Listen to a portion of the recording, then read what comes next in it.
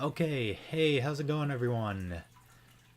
This is going to be my spoiler review of Godzilla King of the Monsters.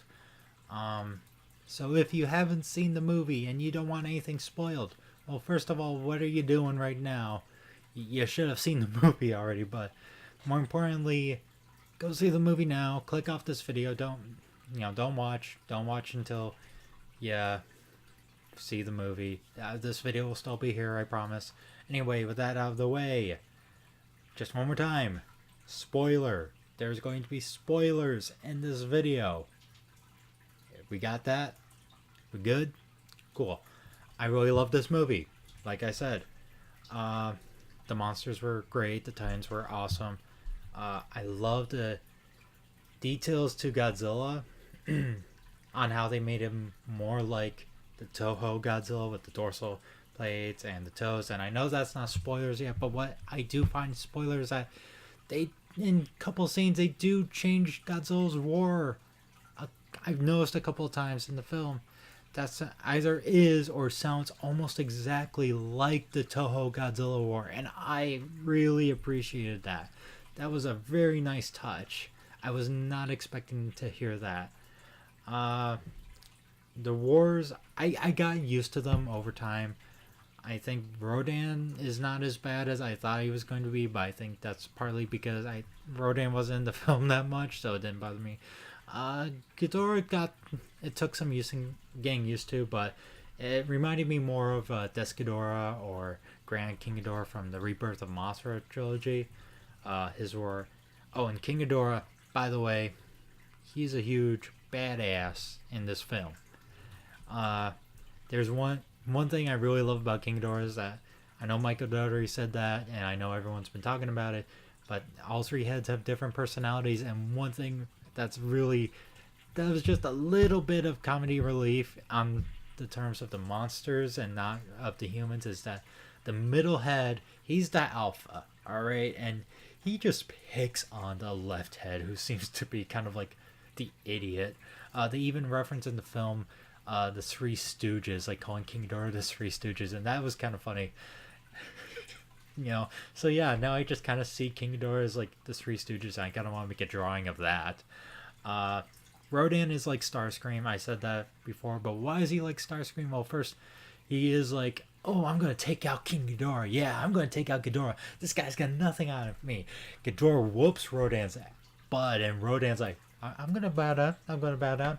Rodan fights Mothra, and at the end of the movie, Rodan's like, oh, you think you're boss? Godzilla just looks at him like, are you going to try me right now? And Rodan's like, oh, forgive me. I'm weak. I'm your leader. You rule. You're king of the monsters. I'm good. I'm not gonna backstab you at all. You're king. You're king. Yeah. So, bit of a pushover, but he's also a rogue asshole. Like Michael Dougherty said, Mothra stole the show. She was gorgeous, she was beautiful, and most importantly, she had the Mothra song. Ooh, I like that. I like that a lot. One thing, me and a lot of fans did not expect is them to really bring in the fairies. At best, I thought they were going to be like, just some sort of Easter egg, or just, reference in the mythology, because it's like, you can't bring two, tiny fairies. You can't bring the fairies into the monsterverse without having being way too ridiculous. I mean, the monsterverse is ridiculous, but I mean, there's the I forgot the phrase for it, but you know what I'm saying. It just seems even too far fetched.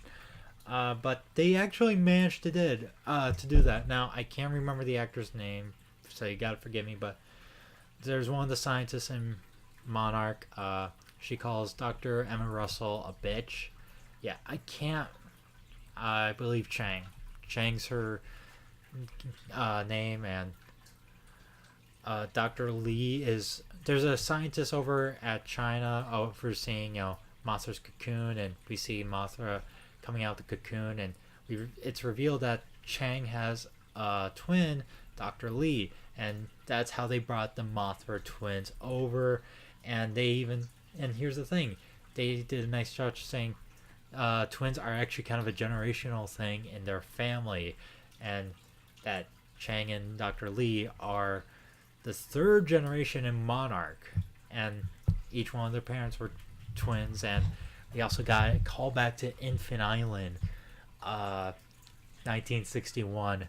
Love that. And by the way, the Easter eggs, oh my goodness, all them little Easter eggs, all them little callbacks. I try to catch them all, but I can't. Not in these 3 viewings. I gotta see the movie more.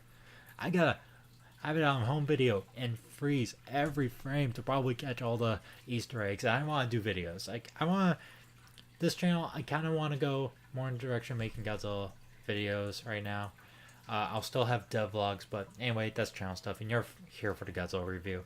But all the outposts, if you noticed, they're numbered very prominently to reference year dates, specifically release dates. Castle Bravo, Outpost 54. That should be obvious. That would be the release date of Godzilla or Gojira in Japan. Rodan in Isla de Mara, his outpost was numbered 56, referencing the year the first Rodan movie came out in Japan. I also caught it in the TV screens, Outpost 75, so that would be Terror of Mechagodzilla. Outpost 91, that would be Godzilla vs. King Ghidorah. And Outpost 67, that was Son of Godzilla. Yes, Son of Godzilla. I'm trying to remember if there was another movie from Toho that came out in 67. None to my immediate knowledge. Like, I think the closest being War of the Gargantuas, but I believe that was 66. Let me know in the comments if I am dead wrong about that. That was cool, and I thought there was nice little callbacks. So, one scene I want to kind of explain, because I noticed that a lot of people didn't get. So, right now we're getting into the spoiler. So, Battle in Boston, Mothra sacrifices herself to protect Godzilla, to give Godzilla just a little bit more time. And we see, so Godzilla, from the radiation boost, he is going to go thermonuclear, which is kind of a reference to Godzilla vs. Destroyer. But in the end of the film, like in the end of the battle, Godzilla becomes Fire Godzilla, or, well, I like to call him Burning Godzilla, because that Burning Godzilla was from Godzilla vs. Destroyer, but I don't know, it's hard to call him Fire Godzilla to me. But anyway, her essence, I guess. So people say, like, okay, and she's kind of absorbed, like, into the Godzilla, and Godzilla starts to become more red. Why does that happen? Well, in movie, I believe it's because that's Mothra's radiation that was left, when her body was destroyed by King Ghidorah's gravitational beams. So, Godzilla just merely absorbed that radiation and gave him just a bit more, even more of a radiation overboost than Dr. Serizawa gave Godzilla earlier in the film during the end of the second act, I believe. Now that is a callback to that could be a callback to 2 different movies, actually.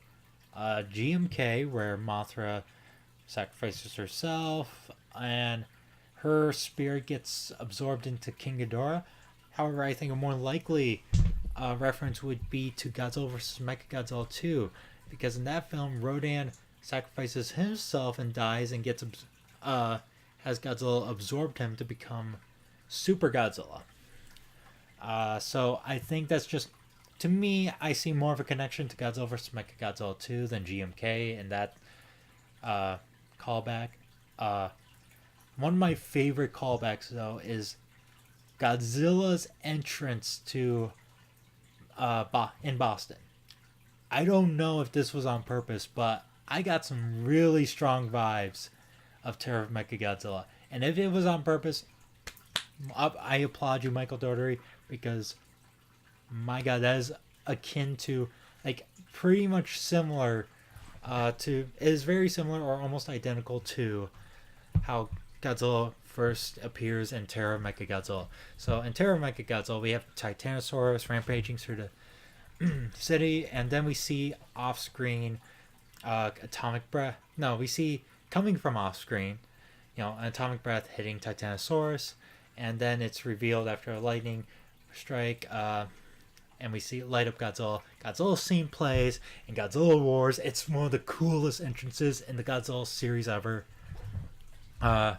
Here, Ghidorah's about to kill Millie Bobby Brown's character with his gravitational beams, and then, Millie Bobby Brown's character Madison, she like screams at Ghidorah before Ghidorah can shoot his gravitational beams, and then we see atomic breath hitting Ghidorah, and Ghidorah falling, going backwards, and then it cuts over to Godzilla. They play the theme, and Godzilla's, is just like, oh, I saw what you did there. I believe that was on purpose.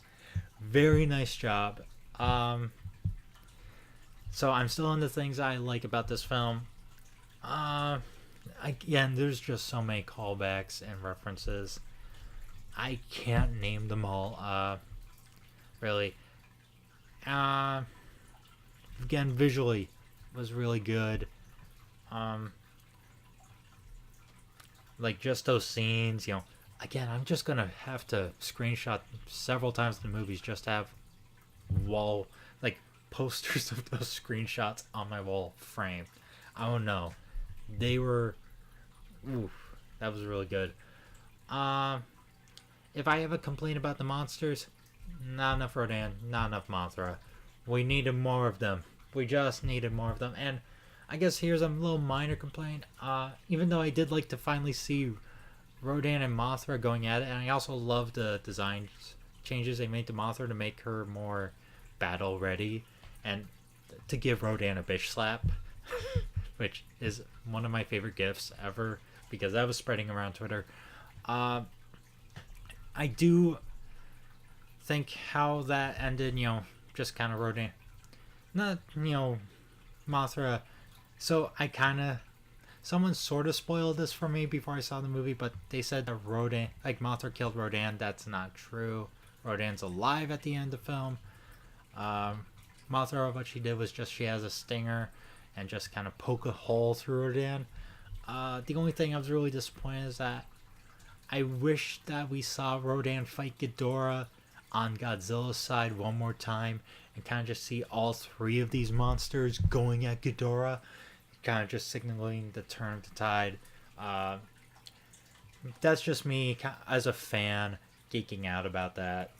One thing I think I really like, I know a lot of fans like, I think this is the reason why a lot of obsessive fans like me like this Godzilla movie, is because it pays so much homage to the mythos of Godzilla, and not just, the original film or certain movies, but the mythos. Getting, a lot, like, there's a lot of lore in Godzilla, like in the Godzilla series, and like the Mothra twins, the callbacks I mentioned too, the sound, the music, there's just a lot of respect to that lore, and I appreciate that. I feel that even Toho's kind of ignored some of the lore that's been established in Godzilla. I guess also I'm gonna start getting to some things like, after dying down, after being a couple days since I watched the movie, I didn't really care for. I still kind of want to gush over what I like about it. I think there was still a pretty nice balance between the human action and the monster action. However, maybe possibly just it dragged a little bit too much in second act, maybe, but I feel like that's a nitpick at best. I like the use of the oxygen destroyer, so I just wish there was more bit of a build up to the oxygen destroyer, because it did feel like it kind of came out of nowhere. But I do like how it was referenced. But maybe like a suggestion would have been, there's a scene in there at the beginning where that there's a meeting with the Senate, with the government, where Monarch's trying to defend Titans existing, and the government just wants to kill the Titans. They could have mentioned, there, you know, we have a weapon that will kill these monsters, and it would have, just kind of set up that there's a weapon. Not say that, oh, we have an oxygen destroyer, but say we have a weapon. And then get to the scene where oxygen destroyer is used, and it would have been more of an impact, I guess, than just saying, oh, came out of nowhere. I really like Monarch's Castle Bravo base. It kind of reminded me of Nerve's headquarters from Evangelion, just having this underground city pretty much. That was really cool. I loved the Muto head, that was being studied over there. That was really cool. I liked some, the monster, like the new monster designs.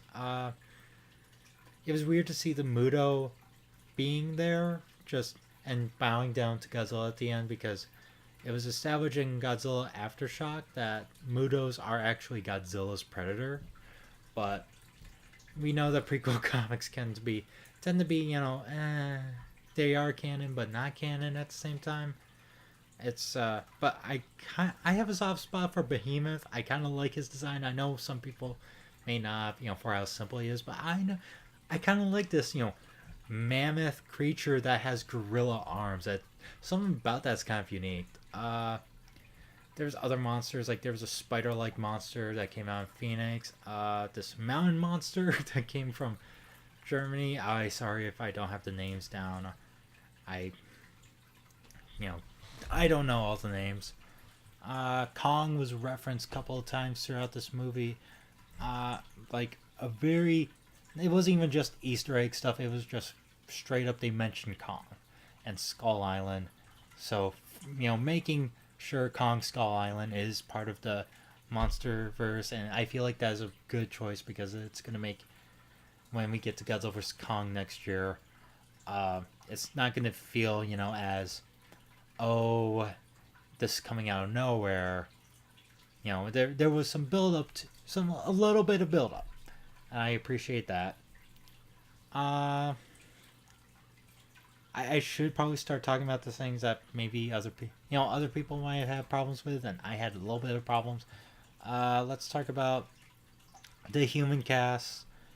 I don't hate them as much as a lot of people do. Like I said, I really like Dr. Serizawa. I liked the other doctor that was from the first movie. They were both, good. Just the problem is with the other doctor, I can't remember her name. Apologies. But she dies pretty early on in the film. I was pretty bummed about that. Like, no. Actually, funny enough, when I first saw this, I didn't realize she died because it just happened so quickly. Which I was like, okay. Because she gets eaten by Ghidorah.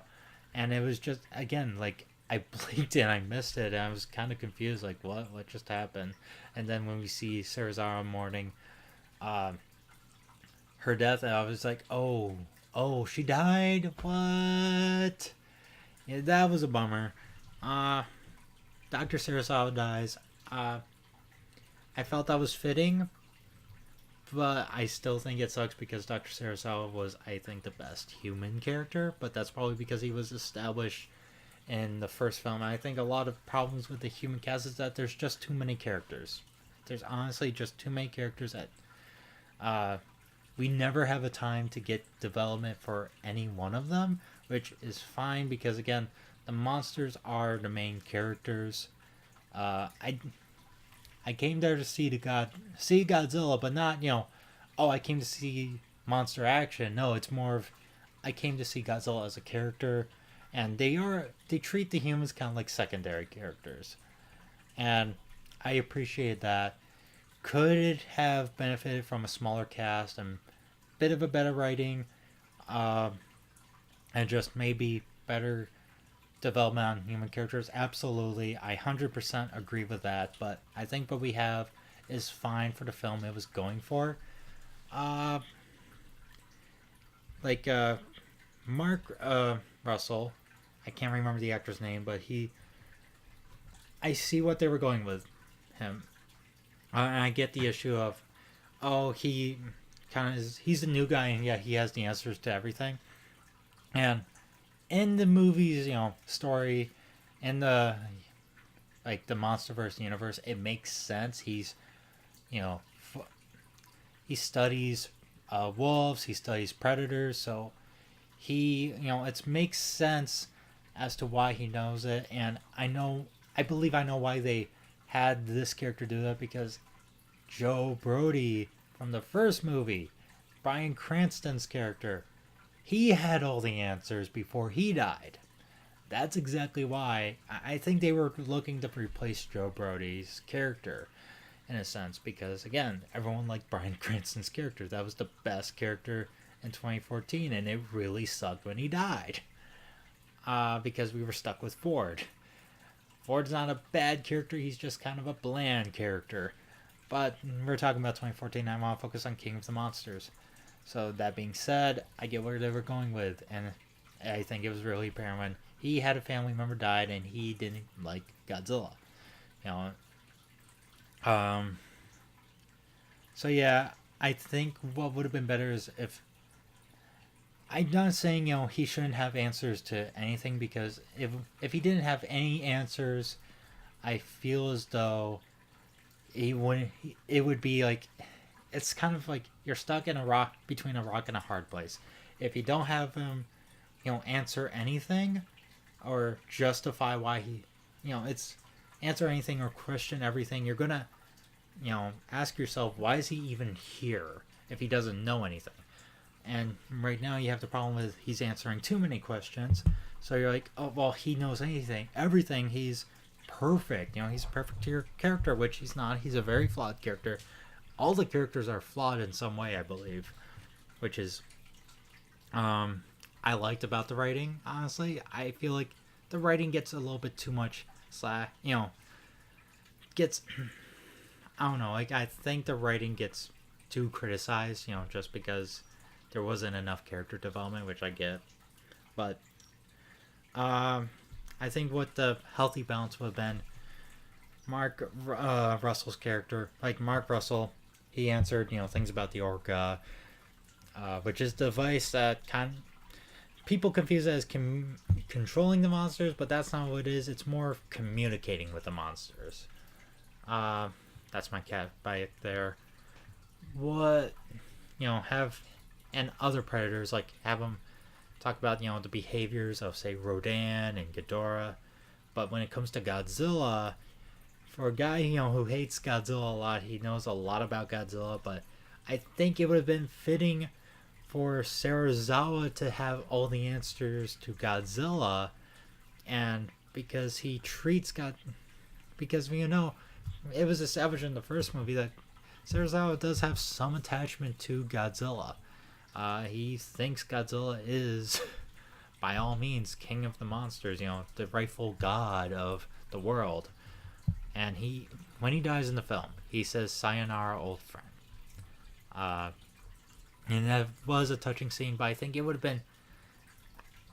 a very emotional and impactful scene, and it was a nice send-off to the character. But I think what would have made it more impactful was that he, and before he dies, had all the answers to Godzilla.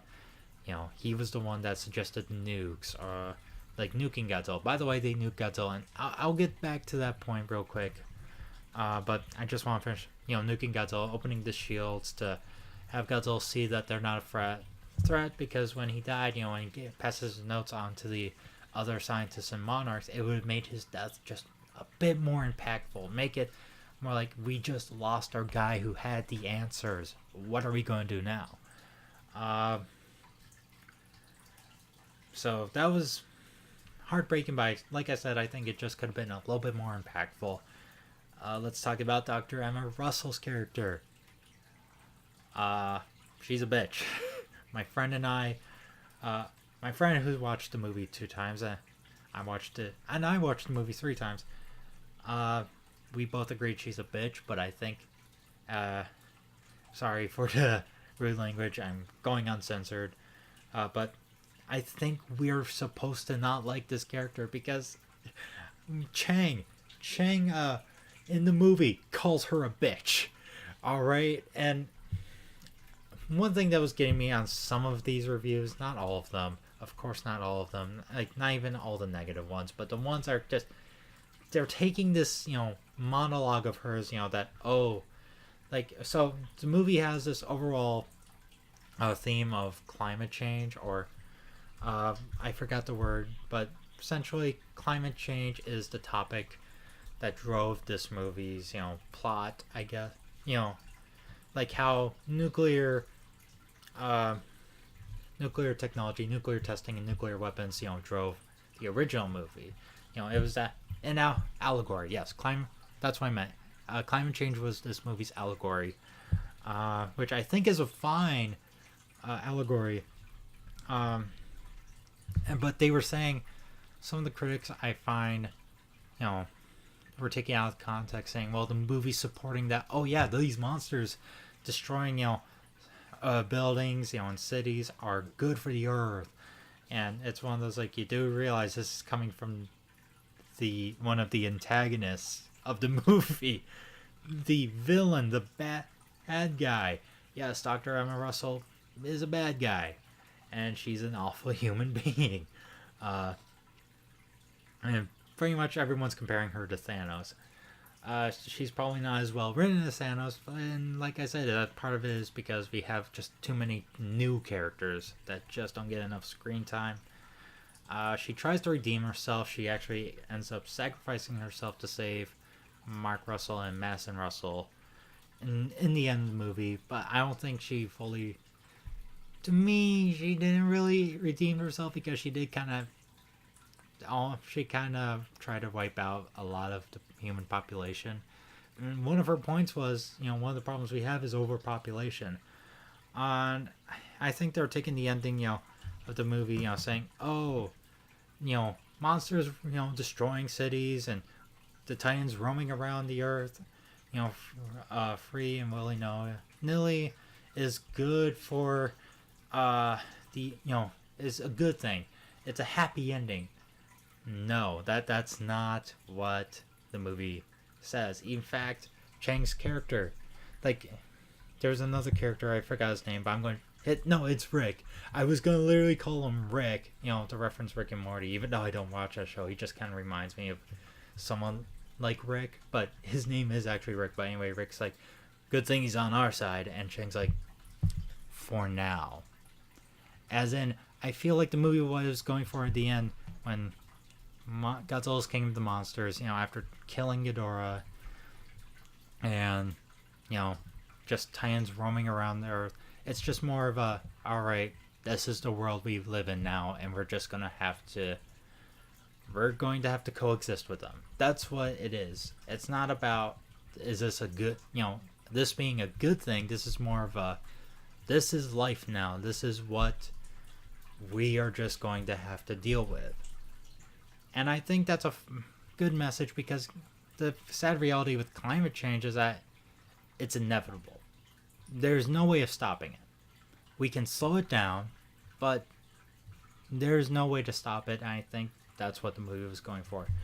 And I don't know, like, I think people just kind of missed the point. That's like just saying, oh, it was a good thing, monsters, are free now. No, it's just it's just something we're gonna have to live with as Earth's, natural ecosystem. And while Ghidorah was an outside alien threat, and that would just destroy the Earth, well, which I should get back to Ghidorah. That was another thing I liked.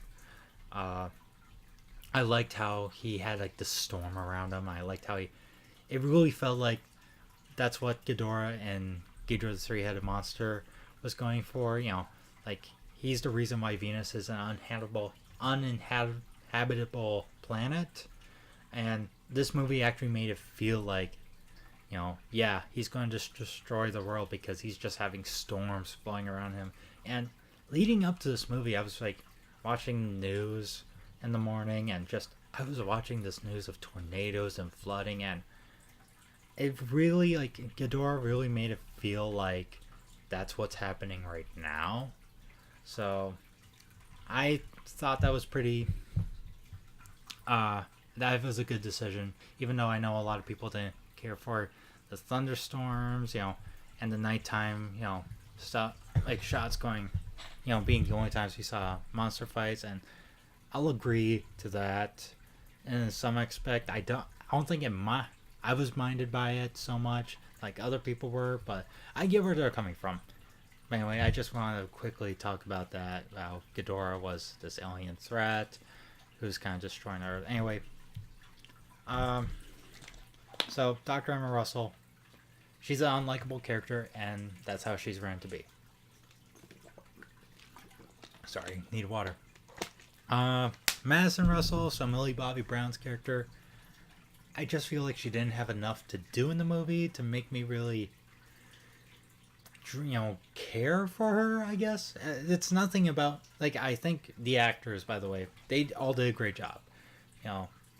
I just think, again, the characters weren't given enough to do for me to get too attached to some of these characters like I thought I would be. Millie Bobby Brown's character, Madison Russell, was one of them. And I'm not sure if we're going to see... I know she's, going to be returning for Godzilla vs. Kong, but I don't know if there's going to be more or less of her, if you know what I'm getting at. Let's see, there was Alan Jonah. He's the eco-terrorist guy. The eco-terrorists kind of reminded me of the Exilians a little bit. Combination of the Exilians and the terrorists from Godzilla vs. Biollante. That was cool because they were collecting kaiju DNA. That was revealed in the movie.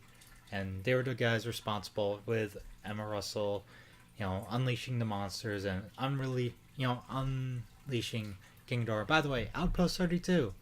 I believe that was a reference to King Kong with the 1932 release date, if I'm correct. But I could be wrong with that. Anyway. Again, he was a great actor. I just think the character was not on screen long enough for me to really care for him. Care, or even care enough to hate him, I guess. Just, the monsters were the focus of the movie. Let's see, there's a lot of things I could talk about, and I've been going on to 32 minutes of this video. Let's see, what else did I miss? Oh yeah, let's talk about the nuking Godzilla. Now, people have taken issue to this, them nuking Godzilla to give Godzilla a power boost, saying how that's disrespectful to the original Godzilla movie, and it's like, I see where they're coming from. If you only seen the original Godzilla movie and the 2014 Godzilla movie, or just the original Godzilla movie and this movie, I get where you're coming from. I really do. But I don't think it's an issue, that big of an issue, because that's happened before, or at least attempted to happen before in Japanese Godzilla films. Godzilla vs. King Ghidorah. They literally needed to bring back Godzilla to fight King Ghidorah. Because movie, time travel, erasing Godzilla, transporting to a different part of the world, and idea was, okay, well, King Ghidorah is now a threat, and the only thing that can stop King Ghidorah is Godzilla, and we need him back, even though we just spent all this effort to get rid of him. So the government literally contacted a businessman who this guy person who owns this corporation, who used to be in World War II. He was I forgot his ranking, but he led the time. It's complicated. Let's just say that I'm getting off track to explaining Godzilla vs. King Ghidorah. But anyway, he had a nuclear sub, and they had the plan of sending that nuclear sub to give Godzilla nuclear radiation. So I think the series has evolved from the original movie. So again, like I said, I see where people are coming from with that complaint.